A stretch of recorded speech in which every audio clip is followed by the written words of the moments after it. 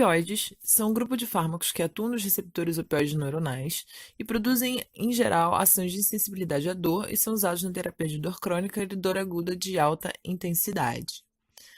Dentre os opioides, o maior representante na história desse grupo é o ópio, que é uma mistura de vários opioides, do quais o mais importante é a morfina. O ópio é extraído da semente de papoula e ele é conhecido desde a antiguidade, usado tanto na medicina como droga de abuso nos países orientais, comumente e primeiramente. No século XIX foi isolado o primeiro alcaloide de ópio, que era a morfina, e o nome de morfina foi atraído em honra ao deus grego Morfeu, deus do sono, e apesar de ser o mais antigo opioide, a morfina ainda é um dos medicamentos mais utilizados. No século XIX, várias guerras foram travadas, principalmente entre a Inglaterra e a China, tentando ter o domínio sobre o ópio. E hoje em dia existe uma droga opiácea ainda mais preocupante, que é a heroína, que é derivada quimicamente da morfina e extraída do ópio e é proibida em todos os países devido à sua tendência a conduzir à toxicodependência profunda. A morfina e a codeína e seus derivados semissintéticos constituem os opioides mais amplamente utilizados para o controle da dor. Tipicamente, a morfina é considerada o opioide de referência com qual os outros opioides são comparados. Enquanto a semelhança da morfina, a codeína é um agonista dos receptores opioides de ocorrência natural, embora ela seja muito menos efetiva do que a morfina no tratamento da dor, costuma ser usada como antitussígeno e antidiarreico. Existem também agonistas parciais, como a nalorfina e a levalorfina. Os agonistas parciais, na sua maioria, são agonistas dos receptores Mi, mas também existem agonistas parciais dos outros receptores opioides, como agonistas de receptores kappa. Agentes que incluem agonistas parciais também podem ser considerados o butorfanol e a buprenorfina. E além disso, nós temos os antagonistas dos receptores opioides. A naloxona é um desses antagonistas. Esses antagonistas são utilizados para reverter os efeitos colaterais potencialmente fatais da administração de opioides, especificamente a depressão respiratória. Em relação aos organismos sintéticos, podemos destacar as fenilpetilaminas, como a metadona, e as fenilpepiridinas, como o fentanil e a meparidina. A metadona ela é mais conhecida pelo seu uso no tratamento de adição de drogas. O fentanil é um exemplo de agonista opioídico sintético de ação curta. Ele tem alta lipofilicidade e é bem disponível. O alfentanil, que é ainda mais potente que o fentanil, o sulfentanil, o remifentanil, que é a piperidina mais recentemente desenvolvida, que exibe um comportamento farmacocinético um pouco distante, e a meperidina, que é um agonista Mi com a eficácia analgésica semelhante à da morfina, por exemplo. Além disso, existem outras classes, como dos benzomorfanos, com representantes como a pentazocina e a ciclazocina, e sempre os sintéticos da tebaína, como a buprenorfina e a ectorfina. No organismo, existem várias famílias de substâncias, chamadas opioides endógenos, que têm a capacidade de ativar os receptores opioides, também conhecidas como encefalinas, endorfinas e dinorfinas. Cada família se origina de uma família precursora e essas substâncias elas vão estar sujeitas a clivagens por várias moléculas, várias enzimas, e nem todas as células vão produzir um precursor para o hormônio opioide que vai armazenar ou liberar essa mistura de peptídeos. Bom, esses receptores, os três receptores opioides são delta, mi e kappa, e eles pertencem à família de receptores acoplados à proteína G. Esses receptores eles vão ter efeitos profundos em diversas funções no sistema nervoso central. Eles são distribuídos tanto pelo cérebro quanto pela medula espinhal. Além disso, esses receptores estão expressos em grande variedade de tecidos periféricos, inclusive nos vasos sanguíneos, no coração, e vão ter diversos efeitos fisiológicos. Os receptores opioides, assim como cada receptor da família pertencente à família das proteínas G, ele consiste no segmento N-terminal extracelular, 7 hélices transmembrana, né? 3 alças extracelulares e intracelulares e um segmento N-terminal, característico dos receptores acoplados à proteína G. Eles também vão estar associados à proteína G inibitória, todos os receptores opioides vão estar acoplados à proteína G inibitória, que levam à inativação da adenilato ciclase, a inibição da atividade da adenilato ciclase, redução da abertura de canais de cálcio, estimulação da corrente de potássio por vários canais, tá? E assim como outras proteínas G, a segunda alça intracelular é responsável pela eficácia da ativação da proteína G, enquanto a terceira alça define a subunidade alfa que será ativada. E uma vez ativados, esses receptores eles vão alterar a estabilidade neuronal e vão influenciar principalmente na liberação de neurotransmissores, como glutamato, serotonina, acetilcolina e noradrenalina. Em relação ao mecanismo de ação dos opioides, seu mecanismo de ação relacionado a seu efeito analgésico, ele ocorre por ativação de receptores opioides, tanto no sistema nervoso central quanto no sistema nervoso periférico. Então, a gente tem efeito no sistema nervoso central superior e inferior.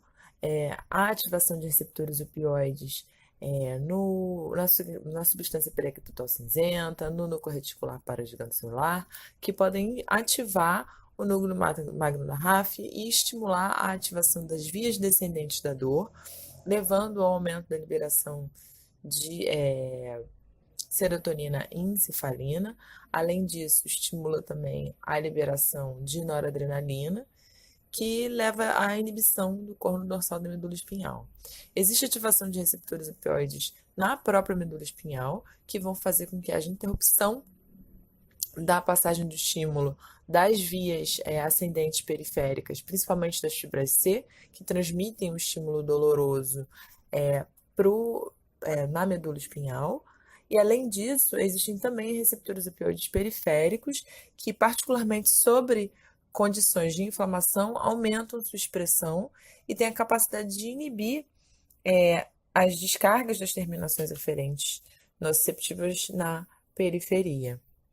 Em relação aos efeitos farmacológicos gerados pela ativação dos receptores opioides, podemos demonstrar como o primeiro e mais importante a analgesia, o alívio da dor pelos opioides semelhantes à morfina ou à própria morfina. Ele é relativamente seletivo, no sentido de que outras modalidades sensoriais, como o toque, a propriocepção, elas não são afetadas. Em geral, a dor difusa e contínua é aliviada de modo mais eficaz que a dor intermitente. Contudo, com doses suficientes do opioide, você pode aliviar mesmo a dor de lacerante grave, associada, por exemplo, à cólica renal ou à cólica biliar. Um segundo efeito também muito conhecido é a euforia. Os mecanismos pelo qual os opioides produzem euforia, eles não são inteiramente elucidados, eles também vão produzir outras alterações do humor, incluindo propriedades gratificantes. Esse comportamento está ligado de alguma forma ao sistema dopaminérgico mesolímbico, que se origina na área tegmentar ventral. Além disso, os opiáceos também aumentam a secreção de dopamina no núcleo acúmbeos, gerando essa sensação de prazer. Uma segunda utilização dos opioides é para tratar a tosse patológica. A tosse, no geral, ela tem um mecanismo de ação útil, né, um mecanismo fisiológico útil, que serve para limpar as vias respiratórias de material estranho, expelir secreções, etc. Mas ela pode se tornar crônica e ser um problema para o paciente. Então, em geral, alguns opioides menos potentes são utilizados para tratar tosse, como a codeína, a hidrocodona e a dihidrocodona. E, em geral, eles são utilizados em doses menores do que as utilizadas para o tratamento com o objetivo de gerar analgesia, para o tratamento da dor. A gente não sabe exatamente qual é o mecanismo de ação dessa inibição da tosse, por meio de quais receptores, isso não é muito bem elucidado, uma vez que a gente tem um fármaco, que é o dextrometorfano, que ele é um análogo da codeína, no entanto, ele não tem ação direta nos receptores opioides, e ele tem capacidade de suprimir a tosse de forma central. Ele é muito eficaz nos pacientes e foi demonstrado em estudos controlados que a potência dele é semelhante à da codeína. Em relação à absorção desses fármacos, nós podemos dizer que alguns dos opioides são modestamente absorvidos pelo trato gastrointestinal, que é o caso da morfina, por exemplo, que sofre grande metabolização no fígado, alto efeito de primeira passagem, só cerca de 25% da dose administrada chega no plasma, ou seja, sob disponibilidade de cerca de apenas 25%. Esses fármacos, alguns vão ser disponíveis em forma de supositório, tem uma adequada absorção por via retal. Os opioides mais lipofílicos também podem ser absorvidos pela mucosa nasal, oral ou também por via transdérmica. Os opioides são utilizados em grandes quantidades para administração por via infusão espinhal, podendo produzir efeito medular direto. E o fentanil, por exemplo, que é mais lipossolúvel, ele vai atuar mais rapidamente que a morfina na administração subcutânea. Também é interessante dizer que, ao contrário da morfina, a codeína ela é 60% tão eficaz quanto a morfina quando é administrada por via oral. A codeína via oral comparada com a administração parenteral, ela vai ser um analgésico e depressor respiratório nas duas vias, porque a codeína sofre menos efeito de primeira passagem, ela é menos metabolizada pelo fígado. Em relação à distribuição, depois da administração de uma dose terapêutica, a morfina, por exemplo, um terço dela se liga a proteínas plasmáticas e a morfina, propriamente dita, ela não persiste nos tecidos e 24 horas após a última dose, as concentrações teciduais dela já são baixas. No entanto, ela é metabolizada e diversos desses metabólitos podem ser encontrados em tecidos altamente perfundidos, como cérebro, pulmão, fígado, rim e baço. O músculo esquelético é o principal reservatório, porque é um reservatório de maior volume, e fármacos mais lipofílicos, como o fentanil, por exemplo, eles vão se acumular no tecido adiposo. Em relação ao metabolismo, a maioria desses fármacos é metabolizado no fígado e excretado pelos rins. Eles também vão sofrer como via de metabolização principal a conjugação com ácido glicurônico. A morfina em si, ela vai ter dois metabólitos principais, a morfina 6-glucuranídeo e a morfina 3-glucuranídeo, e também pequenas quantidades da morfina 3,6-diglucuranídeo. Embora esses glucuronídeos, o 3 e o 6, sejam muito polares, eles ainda conseguem atravessar a barreira hematocefálica e produzir efeitos significativos. A morfina 6-glucuranídeo, ela pode ser responsável pela maior parte da atividade analgésica da morfina nos pacientes tratados por períodos longos. Nos adultos, a meia-vida da morfina é de mais ou menos 2 horas, enquanto a do 6-glucuranídeo dura um pouco mais. E a morfina 3-glucuranídeo, ela é outro metabólito importante, ela tem menor afinidade com os receptores opioides, mas ela pode estar relacionada aos efeitos excitatórios da morfina. Devido ao tamanho das suas moléculas e ao seu aumento da sua polaridade, elas têm a capacidade de atravessar a barreira hematocefálica mais lenta, mais de forma diminuída. No entanto, esses fármacos ainda vão ter efeitos, esses metabólitos ainda vão ter efeitos significativos. Falando da metabolização dos análogos da morfina, a hidromorfina, ela é metabolizada, a hidromorfina 3-glucuranídeo, que é um metabólito que tem efeito neuroexcitatório. A heroína e o remifentanil, eles vão ser metabolizados por esterases plasmáticas.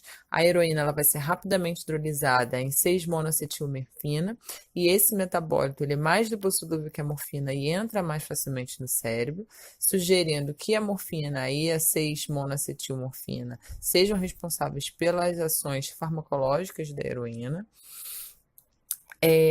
Os derivados fenilpiridínicos vão sofrer metabolismo oxidativo, sendo metabolizados no CYP3A4 e sofrendo desalquilação. A codeína, a oxicodoína e a hidrocodona, elas vão ser metabolizadas pelo CYP2D6. A codeína em si, ela é metabolizada à morfina. Então, você vai ter indivíduos que receberam doses de codeína com níveis altos de morfina no sangue. E por isso seria explicado a maior ação da codeína quando administrada por via oral. Em relação à excreção, a maioria desses fármacos tem excreção via renal. São gerados metabólitos polares, que são facilmente excretados, e pequenas quantidades de fármacos não alterados também vão parar na urina.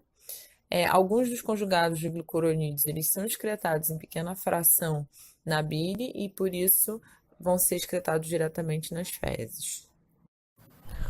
A morfina e os opioides relacionados, elas também vão produzir um amplo espectro de efeitos indesejáveis, incluindo a depressão respiratória, náuseas, vômitos, tonturas, abominação mental, disforia, prurido, constipação e uma diversa gama de efeitos que vão ser explicados pontualmente.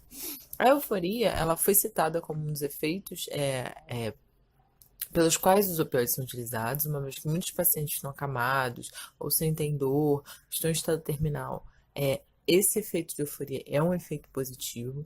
No entanto, é esse efeito que leva à sensação flutuante e agradável, porque aumenta a liberação de dopamina e tem a inibição da atividade neuronal do locus coeruleus, também vai fazer com que a morfina tenha uma atividade aditiva, ou seja, o indivíduo procura utilizar a substância porque a substância gera uma sensação agradável.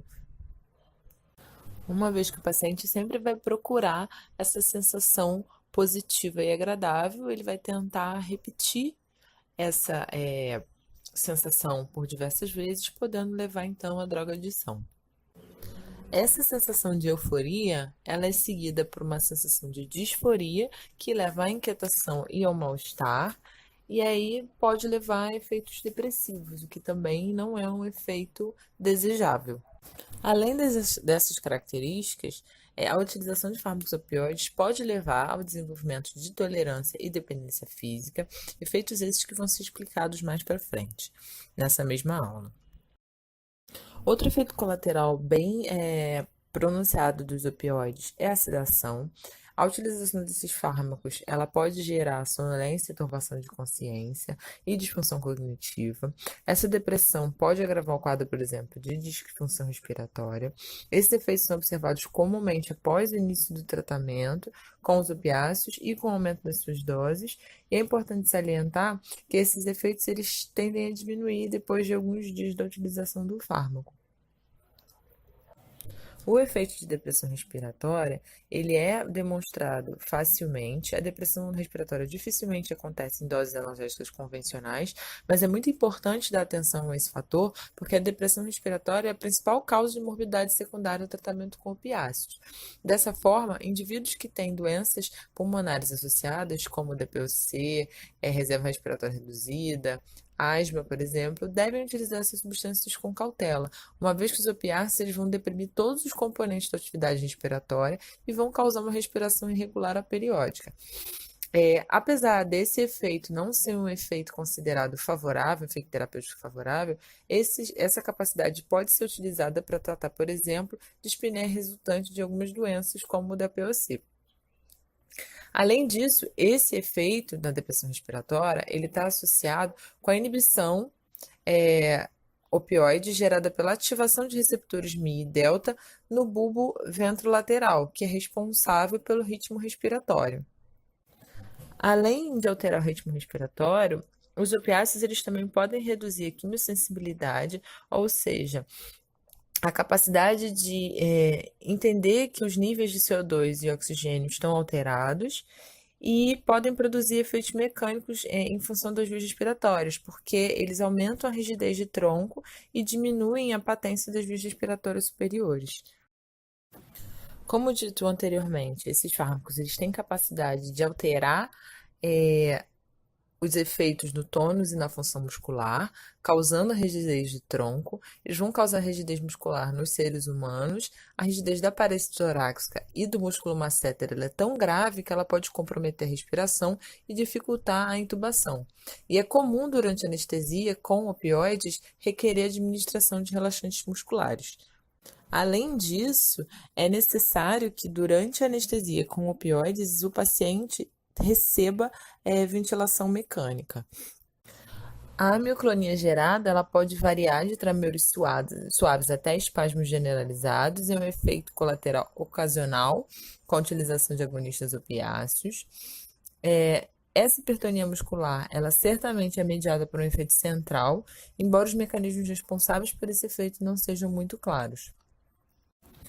Outro efeito colateral comumente observado com os opioides é a miose, ou seja, a constrição da pupila devido à excitação dos nervos parasimpáticos que inervam a pupila. Os opiáceos atuam por meio da ativação de receptores Mi, que desse modo vai fazer com que haja constrição pupilar no indivíduo acordado e bloqueiam a dilatação reflexa das pupilas durante a anestesia. É comum observar em indivíduos que recebem altas doses de opioides a miose extrema, que são pupilas pontiformes. Inclusive, essa é uma característica que se observa em indivíduos que estão sofrendo overdose por meio desses fármacos. E pacientes que são dependentes de opioides e têm concentrações circulantes e altos opioides, eles vão apresentar sempre essas pupilas mióticas. No entanto, a utilização de doses terapêuticas de morfina, elas vão aumentar a capacidade de acomodação e diminuir a pressão ventricular dos indivíduos normais e dos pacientes com glaucoma. Juntamente com o efeito de miose, o efeito emético dos opioides é um efeito que incomoda muitos pacientes, principalmente aqueles que são naqueles no qual sofreram anestesia, passaram por anestesia e cirurgias, que utilizaram opioides. Esses fármacos causam sensação de náusea e levam ao vômito, que é uma sequela motora da náusea, um reflexo complexo evidenciado por contrações simultâneas dos músculos inspiratórios e expiratórios e aumento da pressão gástrica. A náusea e os vômitos produzidos por esses fármacos, semelhantes a morfinas, são causados pela estimulação direta da zona quimiorreceptora do gatilho emético, situado na área do bulbo. Esses efeitos são relativamente comuns em pacientes hospitalizados que recebem doses terapêuticas de morfina. A náusea ocorre aproximadamente 40% dos pacientes e 15% dos pacientes tratados ambulatorialmente apresentam vômito. Todos os agonistas clinicamente úteis, eles são capazes de produzir náusea e vômito de alguma forma. Os opioides também vão produzir efeitos importantes em todos os componentes da função gastrointestinal. Algumas estimativas mostram que de 40% a 90% dos pacientes tratados com opioides tenham constipação e alterações da função intestinal. Esses receptores opioides eles estão profundamente distribuídos nos neurônios entéricos do plexo mientérico submucoso e em várias células secretoras. Os opioides eles vão ter capacidade de reduzir, inibir o relaxamento do esfíncter esofágico, que é induzido pela deglutição e a distensão do esôfago.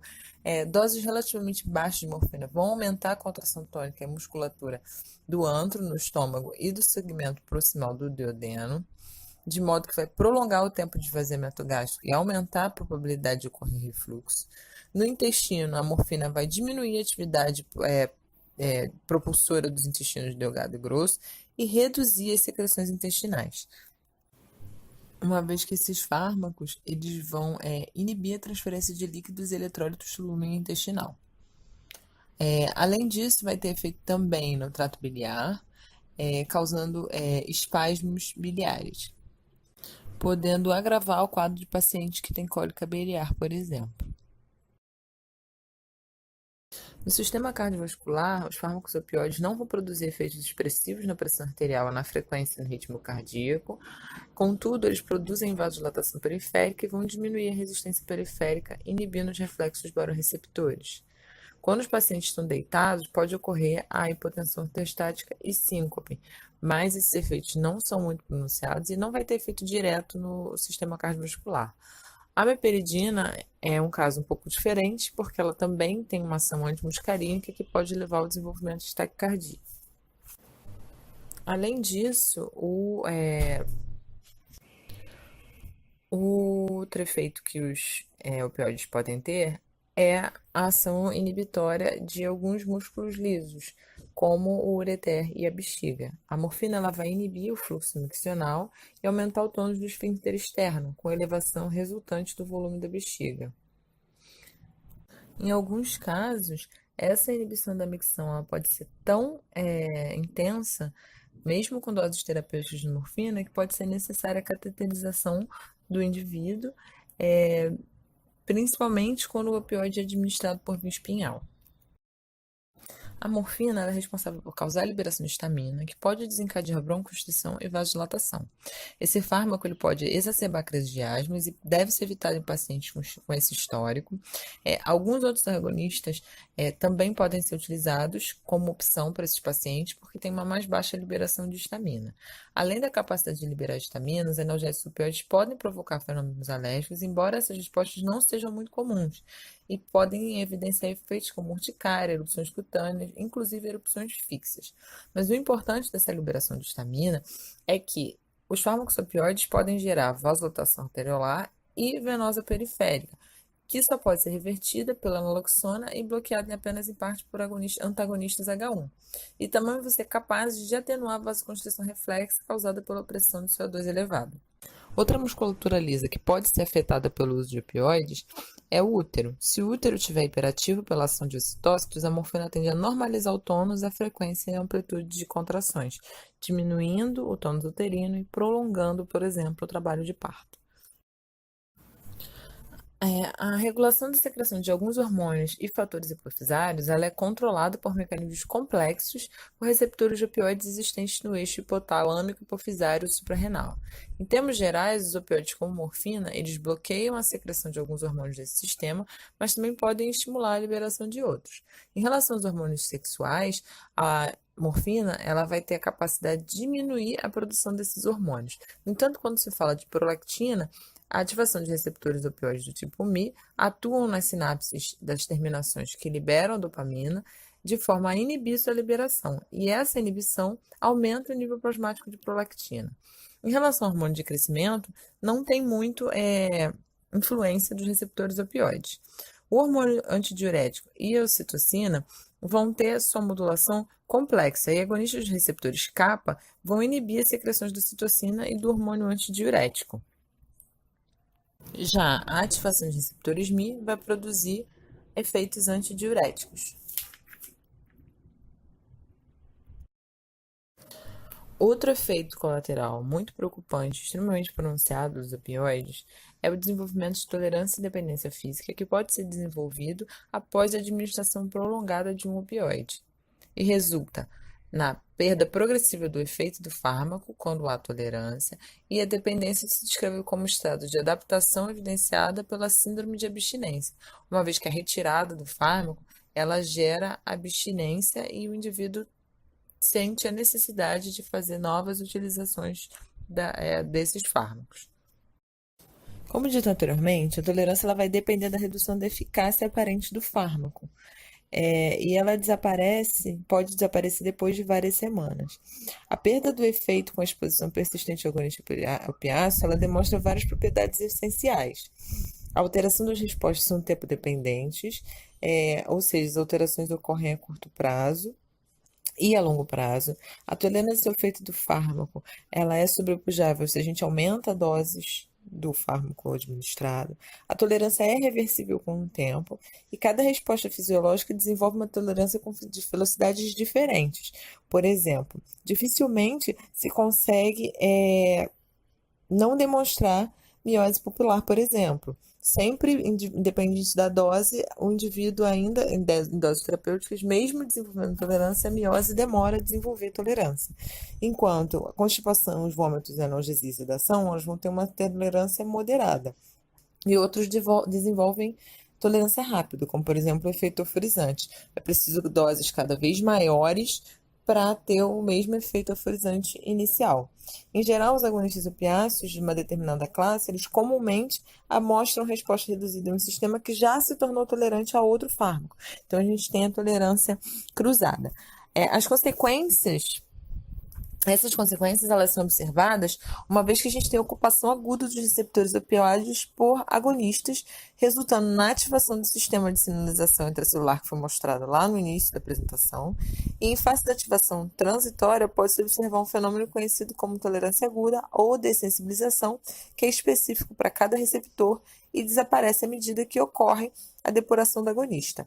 A desensibilização aguda provavelmente depende da fosforilação dos receptores, resultando no desacoplamento do receptor de sua proteína G ou interiorização do receptor. No entanto, os mecanismos de tolerância crônica aos opiáceos não se acredita que eles estejam relacionados à densidade dos receptores na membrana, como foi mencionado para a dessensibilização aguda. Acredita-se que apenas o receptor Mi, que é ativado pela morfina, ele é interiorizado e sofre fosforilação, podendo haver a interação de outros receptores, e tem estudos que sugerem a dessensibilização e hiperregulação de receptores sejam específicas para cada agonista.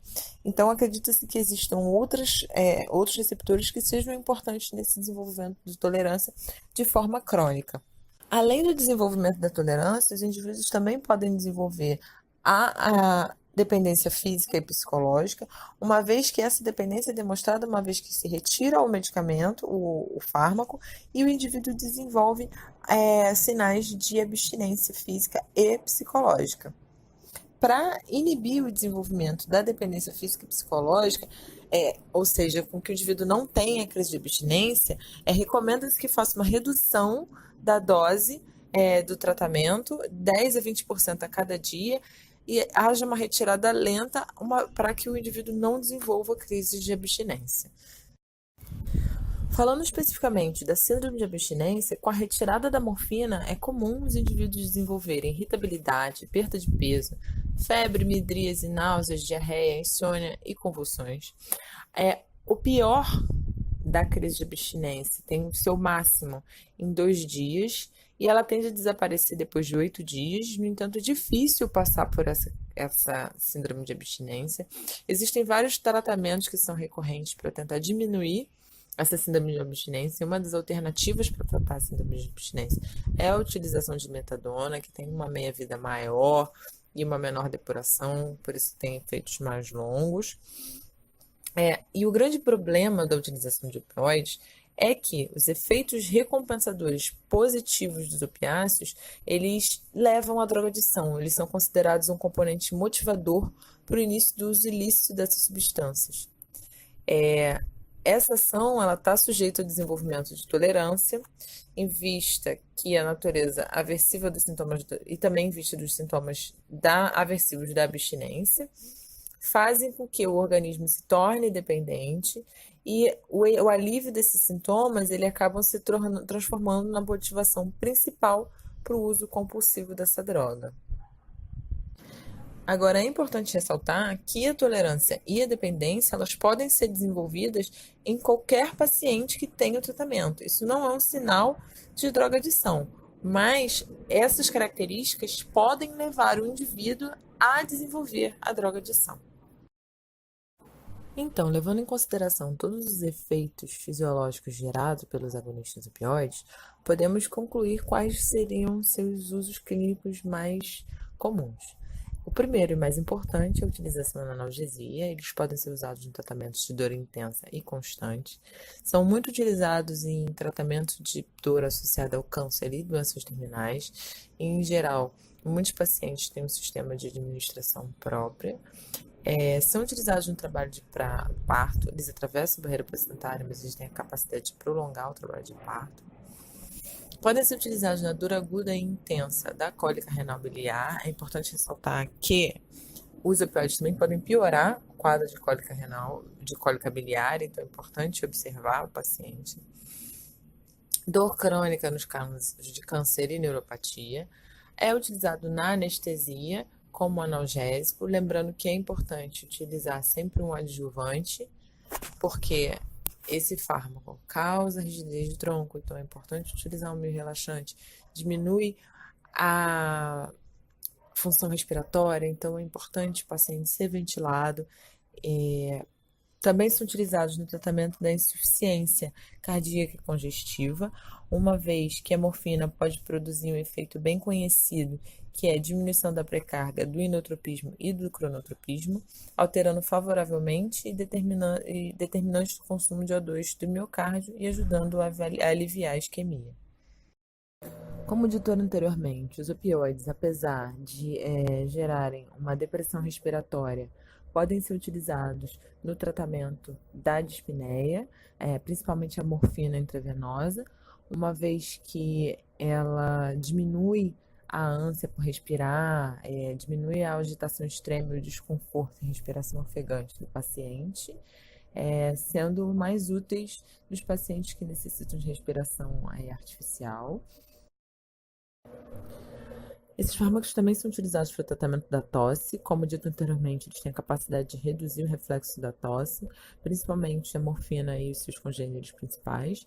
O fármaco mais utilizado para esse tratamento é a codeína. São utilizadas doses mais baixas do que aquelas para gerar um efeito analgésico. No entanto, esses fármacos têm uso reduzido, uma vez que essa classe tem um grande número de efeitos colaterais. Para o tratamento da diarreia, também é feita a utilização de opioides. A diarreia decorrente de quase todas as causas pode ser tratada com difenoxilato. O difenoxilato é um congênere da meperidina e tem um efeito constipante bem definido nos humanos. Ele é usado apenas para o tratamento da diarreia. Ele tem uma atividade opioide típica e pode ser também utilizado para síndrome de abstinência à morfina. E o interessante do difenoxilato é que ele tem uma característica farmacocinética que os sais dele são bem insolúveis, então impossibilita a utilização dele abusiva por via parenteral. As indicações principais do cloridato de metadona são o alívio da dor crônica, o tratamento da síndrome de abstinência dos opioides e o tratamento de usuários de heroína.